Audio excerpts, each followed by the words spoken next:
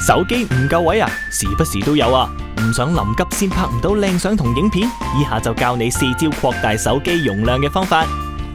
有 SD 卡插槽嘅朋友可以買 Micro SD 嚟用，插入手機之後，你就可以將檔案，譬如相、片等等搬去 SD 卡。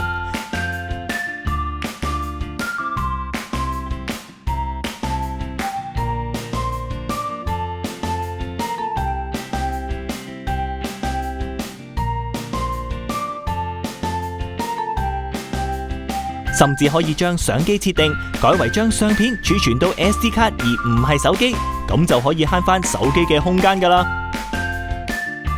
另一個簡單嘅方法就係用即插即用嘅 OTG 手指啦。如果去旅行或者公幹，只要帶上支援 OTG 手指嘅裝置同 OTG 手指，就可以喺手機同平板電腦睇 file 㗎喇。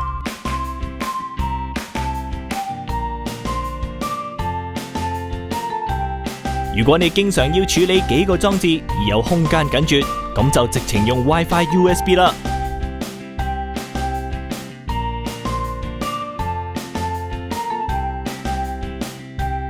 帶住 WiFi USB 去街，就好似擁有隨身嘅私人雲端服務，而且 WiFi USB 仲支援 iOS 同 Android 系統，可以輕鬆咁作資料互傳。